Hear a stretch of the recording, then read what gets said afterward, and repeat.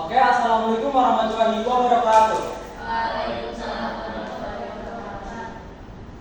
Kali ini saya akan membahas tentang linguistik, identitasnya, cara penanganan objeknya, dan hasil kajiannya. Sebelum membahas lebih lanjut, perkenalkan dulu, nama saya Andika Ramadan. Saya dari kelas 1A dengan nomor NIM 2401040014. Oke, next.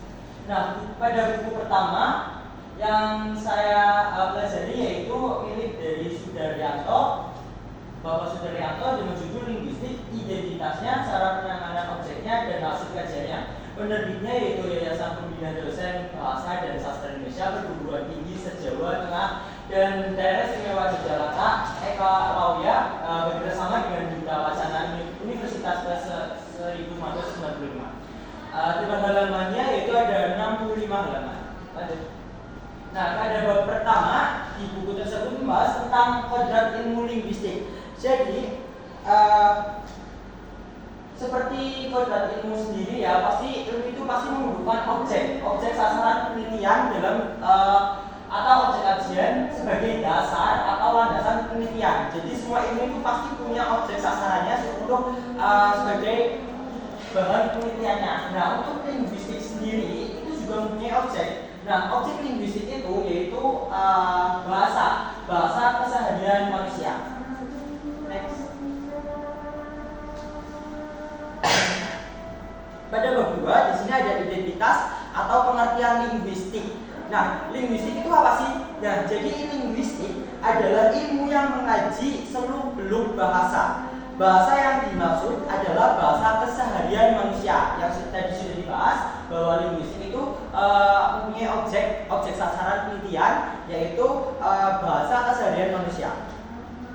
Bahasa keseharian manusia yang dipakai sehari-hari oleh manusia sebagai anggota masyarakat tertentu. Next. Selanjutnya yaitu ada istilah linguistik atau lingua berhubungan dengan buku kata lingua. Kata lingua itu sendiri berasal dari bahasa Latin atau Latin Yunani yang berarti lidah, suara, bahasa, tutur, cakap, logat, kata-kata, dan lafal.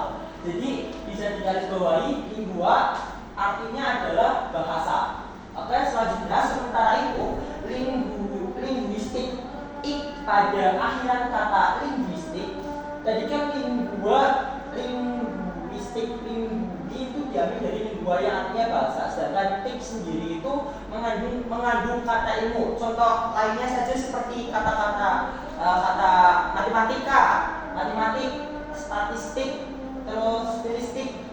Nah, pada matematik, di sini akhiran pada ik ini sudah mengartikan ilmu. Jadi linguis artinya bahasa, iknya sendiri artinya ilmu. Jadi linguistik adalah ilmu bahasa. apa, Mbak?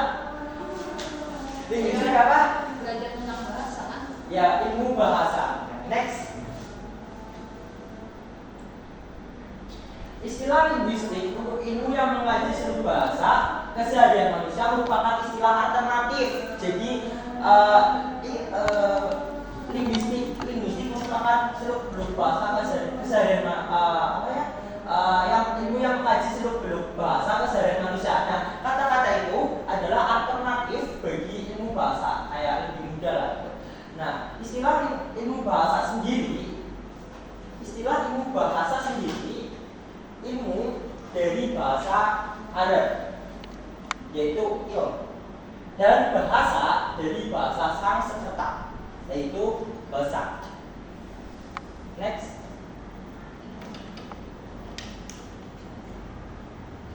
Nah, lalu bagaimana sih cara linguistik mengkaji bahasa? Karena sudah kita tahu kan bahwa linguistik itu mempunyai objek sasaran penelitiannya yaitu bahasa keseharian manusia. Nah, lalu linguistik itu cara pengajiannya bagaimana? Nah, di buku itu dijelaskan ada 3 cara, yaitu ada cara strategis dasar pengkhususan, cara strategis utama penanyaan terus menerus, tipe. Nah, next adalah cara strategis ikutan penataan atau pengaturan jawaban. Nah, Nah, linguistik itu mengaji bahasa dengan cara yang khas dengan tiga ini ya, dengan cara yang khas dengan watak linguistik sebagai ilmu yang empiris. Empiris itu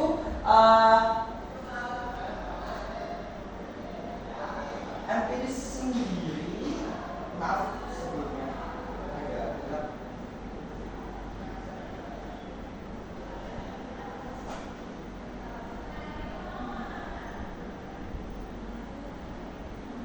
ya, jadi cara linguistik pengaji bahasa itu ada tiga cara. Pertama itu pengkhususan objek itu sendiri, lalu penanyaan terus menerus. Nah, dari kedua cara tersebut, ketika dilakukan, pertama pengkhususan dulu nih. Nah, pengkhususan kata tersebut. Nah, terus kita penanyaan ulang. Objek itu ditanyakan ulang, kayak dikaji terus menerus. Nah, lalu muncullah cara yang ketiga dari kedua cara ini. Lalu muncul cara yang ketiga, cara strategis ikutan, penataan atau pengaturan jawaban.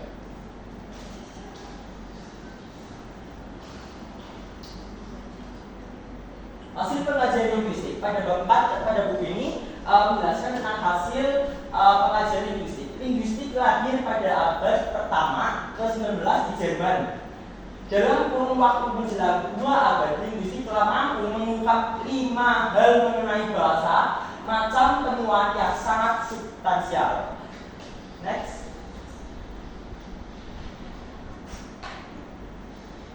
Nah, 5 macam temuan itu apa saja? Yang pertama itu ada identitas bahasa, kedua ada faktor utama pembentukan bahasa, lalu ketiga adalah komponen bahasa, yang keempat adalah sifat bahasa, dan yang terakhir adalah eksponen bahasa. Next.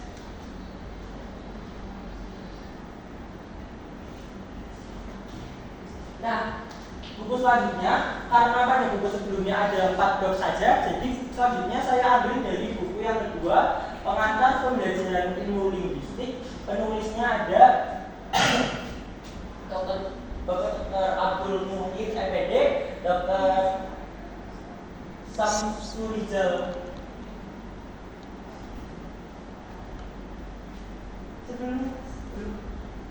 Bapak Samsurijal, lalu ada Bapak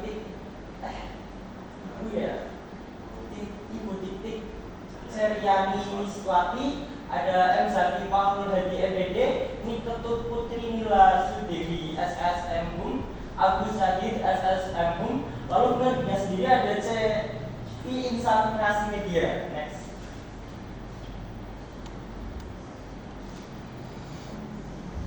Nah, pada buku ini saya ambil yaitu sejarah linguistiknya. Jadi sejarah linguistik sendiri itu dibagi menjadi 2, yaitu tradisional dan modern. Untuk tradisional sendiri itu dibagi menjadi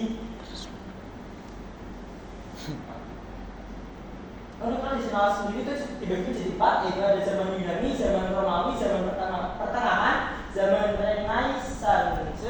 Nah, maaf ini salah tulis ya. Ini itu linguistik modern. Nah, pada linguistik modern sendiri itu dibagi menjadi 2, yaitu abad ke-19 dan abad ke-20. Next. Nah, pada linguistik tradisional dulu ya. Tradisional yang pertama ada zaman Yunani. Zaman Yunani sendiri itu ada tokoh yang namanya Plato dan Aristoteles. Nah, mereka berdua itu membahas dan memperdebatkan antara naturalis yang menganggap bahasa memiliki makna alami dan konvensional yang berpendapat makna bahasa berasal dari tradisi. Sedangkan pada zaman Romawi sendiri itu studi linguistik dilanjutkan dengan tokoh seperti Varro, lalu ada Priscia. Nah, mereka berdua juga memperdebatkan sama-sama memperdebatkan, namun di sini mereka berdua memperdebatkan tentang analogi dan anomali serta memperkenalkan bidang etimologi, morfologi, dan sintaksis. Selanjutnya ada zaman pertengahan. Nah, pada zaman pertengahan itu studi bahasa berkembang ya dengan munculnya tata bahasa spekulatif dan modistae yang fokus pada hubungan antara bahasa, makna, dan referensi, dan lalu disusul muncul dengan zaman Renaissance. Pada zaman ini terjadi kebangkitan minat pada bahasa kuno seperti Yunani, Ibrani, dan Arab tentunya. Penelitian bahasa di luar Eropa juga sangat berkembang. Next. Selanjutnya yaitu ada linguistik modern. Pada linguistik modern ini dibagi menjadi dua, yaitu abad ke-19 dan abad ke-20. Kita ke abad 19 dulu. Nah, pada abad ke-19, linguistik modern dimulai dengan fokus pada bahasa sebagai objek studi, bukan sekedar alat. Nah, tokoh seperti Condillac dan Slicer berkontribusi pada pendekatan sejarah dan komparatif bahasa. Nah, lalu disusul pada abad ke-20. Pada abad ke-20 ada tokoh yang namanya Ferdinand de Saussure, bukan Saurus. Nah, jadi itu memperkenalkan konsep bahasa sinkronik, diakronik, lingui, parol, serta signifian dan signif. Leonard Bloomfield mengembangkan aliran struktural sementara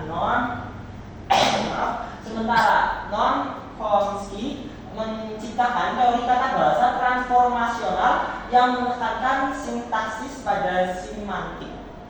Next. Nah, tadi kan saya menyinggung tentang empiris. Empiris itu adalah berdasarkan pengalaman. Jadi bahasa-bahasa yang sudah sering dipakai ya, kayak berdasarkan pengalaman, kayak berulang-ulang gitu. Makanya jadi cara pengajian itu ada kekhususan, lalu ada pertanyaan terus-menerus. Pada keduanya itu ketika dilakukan lalu muncullah jawaban. Nah, mungkin hanya itu saja yang dapat saya sampaikan. Saya mau pantun dulu boleh? Boleh. Tadi jawab cakap ya? Siap. Boleh mulai? Boleh. Terbang tinggi Boleh. berdirian, Cakep. hingga pula di atas dahan. Cakep. Terima kasih atas perhatian. Mohon maaf atas kesalahan. Terima kasih. Cakep. Wassalamualaikum warahmatullahi wabarakatuh. Waalaikumsalam warahmatullahi wabarakatuh.